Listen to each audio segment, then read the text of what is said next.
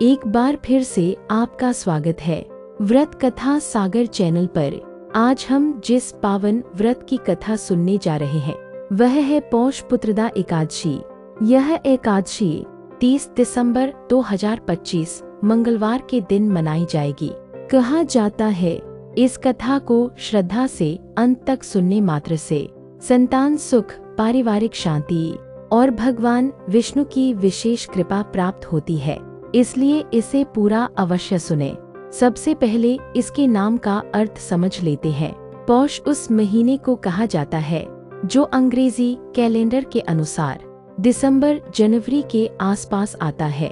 एकादशी का अर्थ है चंद्र माह की 11वीं तिथि और पुत्रदा का अर्थ होता है पुत्र या संतान देने वाली, यानी यह एकादशी संतान प्राप्ति और संतान के कल्याण के लिए अत्यंत शुभ मानी जाती है।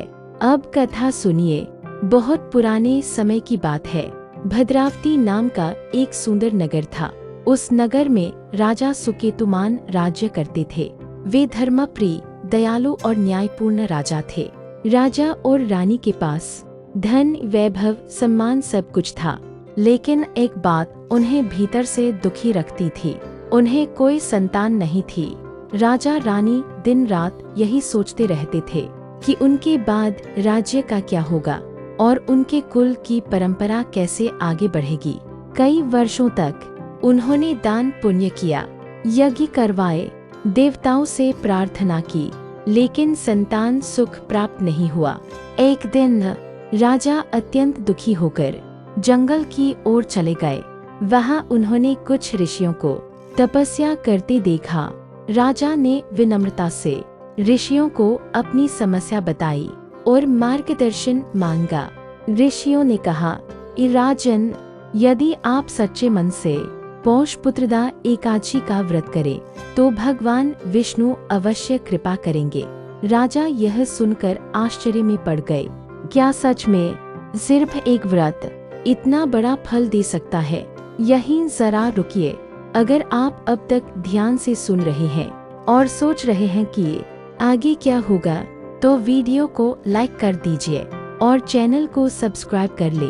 यह आपके लिए बिल्कुल मुफ्त है, लेकिन हमारे लिए बहुत बड़ी प्रेरणा है कि हम ऐसी पावन कथाएं आप तक लगातार पहुंचाते रहे।